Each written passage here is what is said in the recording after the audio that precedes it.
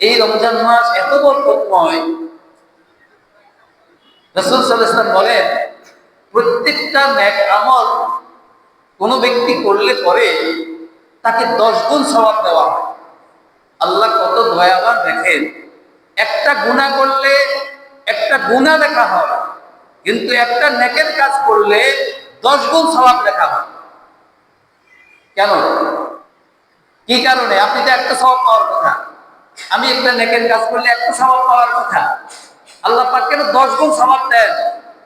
আমাদের প্রতি দয়া করে বসে, আমাদের প্রতি দয়া করে, মায়া করে। কারণ আল্লাহর রহমত আল্লাহর গজব থেকে ছাড়িয়ে গেছে। সাবাকাত রাহমাতি আলা গাদাবি। আল্লাহর রাগ কি কম? আল্লাহর রাগ কম? কম না। কিন্তু আল্লাহর রহমত আল্লাহর গজবকে ছাড়িয়ে গেছে, অর্থাৎ রহমতের মাত্রা বেশি। আল্লাহ দয়াটাকে, মায়াটাকে 100 ভাগ করেছেন, 99 ভাগ ওনার রেখে দিয়েছেন, আর 1 ভাগ সারা পৃথিবীর মধ্যে বন্টন করেছেন। আর সেই কারণে সন্তানের প্রতি পিতার মায়া, সন্তানের প্রতি মায়ের মায়া, এই মায়া ওই 1 ভাগেরই একটা অংশ, যেটা আমি আপনি পেয়েছি সেটা। আর বাকি 99 ভাগ আল্লাহ পাক নিজের জন্য রেখে দিয়েছেন, মাখলুকের উপরে দয়া করার জন্য। আর সেই দয়ার কারণে একটা নেক কাজ করলে পরে আল্লাহ পাক কি করেন? 10 গুণ সওয়াব রেখে দেন। পরকালে তো আমরা টাকা পয়সা নিয়ে যেতে পারবো না, কেউ নিয়ে যেতে পারছে? 1000 কোটি টাকার মালিক হয়ে মৃত্যুর সময় হাতে কোনো কিছু আছে? কবরে কি কোনো টাকা পয়সা নিয়ে যায়? স্বর্ণালঙ্কার নিয়ে যায়? যায় না, খালি হাতেই যায়। সব রাখি যাই আমরা। আমার না, আমি নিব কিভাবে? আমার ওটাই যেটা আমি দুনিয়াতে থাকাকালীন খেয়েছি, যেটা দুনিয়াতে থাকাকালীন আমি পরিধান করেছি, যেটা দুনিয়াতে থাকাকালীন আমি পরকালের জন্য আল্লাহর রাস্তায় দান করেছি, সেটাই আমার। বাকিটা ওয়ারিসে। আপনার চক্ষু মুদিত হওয়ার সাথে সাথে ওয়ারিস আপনার সম্পত্তির মালিক। আপনি নেবেন কি? আপনি নেবেন কি? নেওয়ার মতো আপনার কিছু নেই। তাহলে সেখানে তো সওয়াব ছাড়ার কিছু হবে না। রাসূল বলেন, এটা এমন একটা বরকতপূর্ণ মাস যে এই মাসে নেক আমলের সওয়াব 10 থেকে 700 গুণ পর্যন্ত বৃদ্ধি পায়। 10 থেকে 700 গুণ। একটা নেক আমল করলে কোনো ব্যক্তি সে 700 গুণ পর্যন্ত পায়, তার নেকের কাজের বৈশিষ্ট্য অনুযায়ী। সবার আমল তো একরকম না, সবার আমল একরকম না। নামাজ সবাই পড়ি, কিন্তু সবার নামাজ কিন্তু একরকম না, একরকম। সবাই ওযু করে আসছি, সবাই ওযু কি একরকম? এই তারতম্যের কারণে সওয়াবের মধ্যে তারতম্য। 700 গুণ বৃদ্ধি করে, এলা 700 গুণ বাড়িয়ে দেন একটা নেক কাজের নাম। অন্য মাসে তো আপনি যেটা পাবেন, এই একটা মাসের নফল অন্য মাসের ফরজের সমান, আর এই একটা মাসের ফরজ অন্য মাসের 70 গুণ, 70টা ফরজের সমান। তাহলে এই মাসটা কিভাবে আমাদের থেকে যাচ্ছে আমরা কি একটু চিন্তা করছি? এই মাসটাকে তো 3 ভাগে ভাগ করা হয়েছে। প্রথম দশক হচ্ছে রহমতের, দ্বিতীয় দশক হচ্ছে মাগফিরাতের, তৃতীয় দশক হচ্ছে জাহান্নাম থেকে মুক্তি লাভের। রহমত তো পার হয়ে গেছে নাকি? আছে? হ্যাঁ, রহমত আছে। আজকে 13 তারিখ, রমজানের 13 তারিখ। মাগফিরাতেরও 3 দিন চলে যাচ্ছে। রহমত লাভ করতে পেরেছি কি আমাদের আমলের দ্বারা? আমাদের আমলের দ্বারা রহমত লাভ করতে পেরেছে কি? নিজেকে নিজে জিজ্ঞাসা করি, কতটুকু আমল করতে পেরেছি? কতটুকু আমল করতে পেরেছি? আমার এই সময়টা আমি কিভাবে ব্যয় করছি? এই 12টা দিন কতটুকু কোরআন তেলাওয়াত করেছি? কতটুকু জিকির আজকার করেছি? কি পরিমাণ আল্লাহর রাস্তায় দান করেছি? কতটুকু নিজেকে সংযত রেখেছি গুনাহ থেকে? মিথ্যা কথা বলা থেকে, গীবত শিকায়ত থেকে, ঝগড়াঝাটি থেকে। চোখের হেফাজত কতটুকু করেছি এগুলো চিন্তার বিষয় না। শুধু উপবাসের নাম তো রোজা না, শুধু উপবাসের নাম রোজা না। রোজা শুধু পানাহার এবং কামাচার থেকে বিরত থাকার নাম না।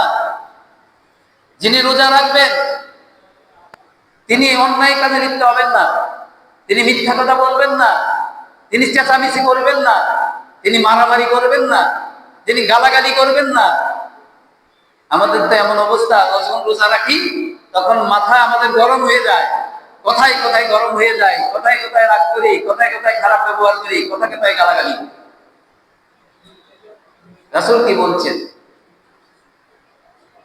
যেই ব্যক্তি রোজা রাখবে সেই ব্যক্তি যেন মিথ্যা কথা না বলে, যে ব্যক্তি রোজা রাখবে সে যেন কি করে, চেঁচামেচি না করে, লা ইয়াসখাব ওয়ালা ইয়ারফাস, এবং অশ্লীল কথা মুখে উচ্চারণ না করে, এবং মিথ্যা কথা না বলে, এবং মিথ্যা অনুযায়ী যেন সে কাজ না করে। কারণ রুব্বা সাইমিন লাইসা লাহু মিন সিয়ামি ইল্লাল জু ওয়াল আতশ, এমন অনেক রোজাদার আছে যে সে রোজার দ্বারা কোনো সওয়াব পাবে না, শুধুমাত্র উপবাস থাকা থাকে। তাহলে রোজা তো রোজার মতো রাখতে হবে, ঠিক আছে না? তাহলে এই রোজা, রমজানের রোজা তাকওয়া অবলম্বনের জন্য একটা বড় উপায়। তাকওয়া মানে কি? তাকওয়া হচ্ছে নিজেকে বিরত রাখা। তাকওয়া মানে আল মুত্তাকি মানে তাকা মিনাশ শিরকি ওয়াল মাআসি, গুনাহ এবং শিরক থেকে নিজেকে মুক্ত রাখা। এই মুক্ত রাখার জন্য অন্যতম মাধ্যম হচ্ছে রোজা। আর এই কারণে রোজাকে বলা হয়েছে কি? আসিয়ামু জুন্নাতুন। আসিয়ামু জুন্নাতুন, রোজা ঢাল স্বরূপ। ঢাল যেরকম প্রতিপক্ষের আঘাতকে প্রতিহত করে, রোজাও আমাদেরকে গুনাহ থেকে বাঁচায়। রোজা আমাদেরকে গুনাহ থেকে কি করে? বাঁচায়। মানুষের মধ্যে দুটা প্রকৃতি আছে, দুটা স্বভাব আছে। একটা হচ্ছে মালাকিয়াতের স্বভাব, আরেকটা হচ্ছে বাহাইবের স্বভাব, পাশবিক স্বভাব, একটা হচ্ছে মানবিক স্বভাব। একটা হচ্ছে কি মানবিক স্বভাব, আরেকটা হচ্ছে কি পাশবিক স্বভাব। রোজা মানুষকে পাশবিক স্বভাব থেকে দূরে রাখে, আর তার মধ্যে মানবিক স্বভাব কি করে? তৈরি করে। তো পাশবিক স্বভাব থেকে দূরে থাকতে করে, আর পাশবিক স্বভাবের কারণে মানুষ যে গুনাহ করে, আর এই গুনার কারণে সে জাহান্নামের অধিকারী হয়ে যায়। আর মানবিক স্বভাবের দ্বারা, মানবিক গুণাগুণের দ্বারা মানুষ বেহেশতের দিকে এগিয়ে যায়। তাহলে রোজা কি করে? পাশবিক স্বভাবটাকে প্রতিহত করে মানবিক স্বভাব মানুষের মধ্যে সৃষ্টি করে। বিদায় রোজা ঢাল স্বরূপ। রোজা কি? ঢাল স্বরূপ। তাহলে এই রোজা আমাদেরকে কি করবে? তাকওয়া অবলম্বন করার জন্য কি করবে? সাহায্য করবে। সেখানে রাসূল বলছেন আসিয়ামু জুন্নাতুন, রোজাদারের ফজিলত সম্পর্কে আল্লাহ হাদিসে কুদসির মধ্যে বলছেন আস-সাওমু লি ওয়া আনা আজজি বিহি, রোজা আমার জন্য, রোজা আমার জন্য, আর আমি এর প্রতিদান দেব। আমার জন্য কেন? কারণ অন্যান্য ইবাদতের মধ্যে লৌকিকতার সম্ভাবনা থাকে। অন্যান্য ইবাদতের মধ্যে যাকাত বলেন, হজ বলেন, নামাজ বলেন, এগুলার মধ্যে মানুষকে দেখানো অথবা সামাজিকতার কারণে অনেক সময় আমরা নামাজি হই, এরকম আছে। সামাজিকতার কারণে আমরা দান করি, সামাজিকতার কারণে আমরা হজ করি। হাজি নাম একটা তো নামের সাথে লাগাইতে হবে। এটা কি সামাজিকতা না? এটা লৌকিকতা না? অর্থাৎ অন্যান্য ইবাদতের মধ্যে লৌকিকতার কি থাকে? একটা সম্ভাবনা থাকে। কিন্তু রোজার মধ্যে রোজা তো দেখানো যায় না। আমি কি রোজা রেখেছি বা আপনি রোজা রেখেছেন, এটা কি দেখানো যায়? না, রোজার মধ্যে লৌকিকতার কোন স্থান নাই। যিনি রাখবেন তিনি আল্লাহ সন্তুষ্টির জন্য রাখবেন। এই কারণে আল্লাহ হাদিসে কুদসির মধ্যে বলছেন, আস-সাওমু লি ওয়া আনা আজজি। আরেকটা বিষয় হলো আমার জন্য বলতে আল্লাহ পাক পানাহার থেকে মুক্ত না। আল্লাহর এটা একটা গুণ, যিনি কি করেন না, পানাহার করেন না। বান্দা রোজা রেখে একটা নির্দিষ্ট সময় আল্লাহর এই গুণটা অবলম্বন করে। আল্লাহর গুণে গুণান্বিত হয় বান্দা। এই কারণে আল্লাহ বলছেন কি, আস-সাওমু লি, রোজা আমার, রোজা আমার জন্য। অপরদিকে আরেকটা বিষয় যেটা বাস্তবে দেখা গেছে, অন্যান্য ধর্মাবলম্বীরা তাদের দেব দেবীর নামে টাকা মান্যত করে, দেব দেবীর নামে পশু জবাই করে, দেব দেবীর নামে অন্যান্য আচার আচরণ তারা, অনুষ্ঠান তারা করে, কিন্তু রোজা রাখে না। আপনি ইতিহাস পর্যালোচনা করে দেখবেন যে অন্যান্য জাতি গোষ্ঠীর লোকেরা তাদের দেবতাকে সন্তুষ্ট করার জন্য ইবাদত হিসাবে রোজা রাখে না। একমাত্র মুসলমানেরা কি করে, আল্লাহকে সন্তুষ্ট করার জন্য রোজা রাখে। আস-সাওমু লি ওয়া আনা আজজি বিহি, 700 গুণ না, রোজার প্রতিদান আমি নিজে দেব, নিজ হাতে দেব। আল্লাহ কি মালিকুল মুলক, তিনি কি রাজাধিরাজ, তিনি কি রাজাধিরাজ। তিনি যদি কোনো একটা বিষয়ে কাউকে কোনো কিছু উপহার দেন, তো উপহারটা তো রাজার মতোই হবে নাকি? হ্যাঁ না, আমার আপনার মতো ক্ষুদ্র হবে? ক্ষুদ্র হবে না, রাজার মতোই হবে। তা আল্লাহ পাক যখন দিবেন, সেটা কি পরিমাণ দিবেন, এটা কল্পনা করা যায়? কল্পনা করা যায় না। তাহলে এরকম আমাদেরকে আল্লাহর প্রিয় বান্দা হওয়ার জন্যই এই রমজান মাসটা আমাদেরকে দিয়েছে, যাতে করে আমরা আল্লাহর একজন প্রিয় বান্দা হতে পারি। অন্য রিওয়ায়াতের মধ্যে আছে, ও আনা উজজা বিহি, আমি স্বয়ং রোজার প্রতিদান, আমি স্বয়ং রোজার প্রতিদান। মানে কি, আমি তার হয়ে গেলাম।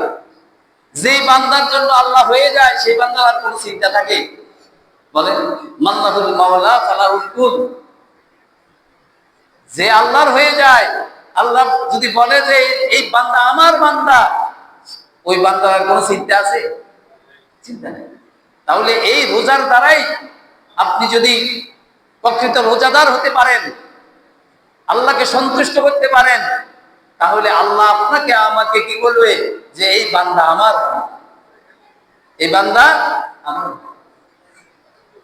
হাদিস শরীফের মধ্যে এসেছে,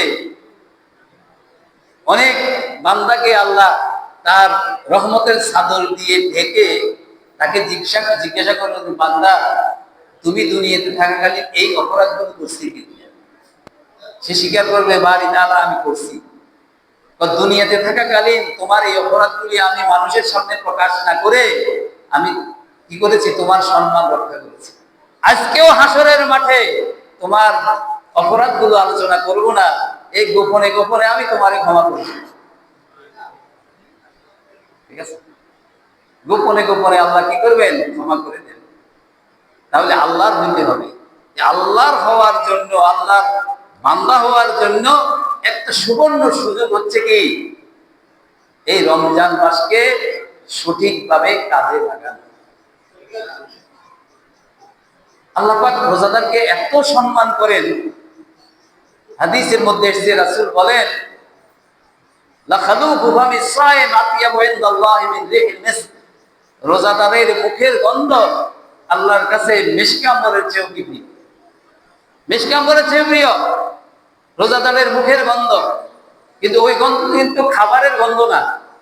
কোনো কারণে যদি খাবার লেগে থাকে, সে কারণে যদি গন্ধ হয়, সেটা না। উপবাস থাকার কারণে একটা গন্ধ মুখে আসে, ওই গন্ধটাই আল্লাহর কাছে মিশক আম্বরের চেয়ে প্রিয়। তার মানে কি? তার মানে হচ্ছে আল্লাহ পাক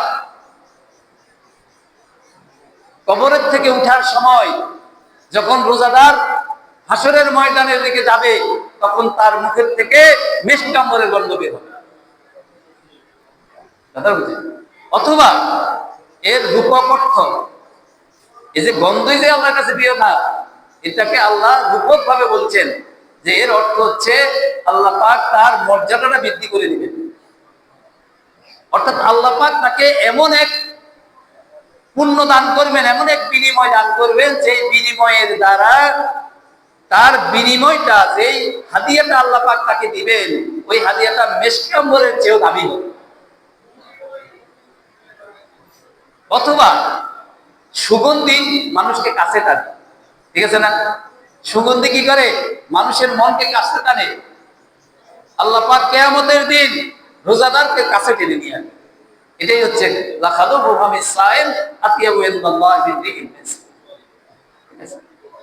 তাহলে এত মর্যাদা থাকা সত্ত্বেও আমরা যদি সঠিকভাবে রোজাগুলো পালন না করি এবং রমজান মাসের যেভাবে কদর করা দরকার সেইভাবে যদি আমরা কদর না করি, তাহলে তো আমরা হতভাগ্য।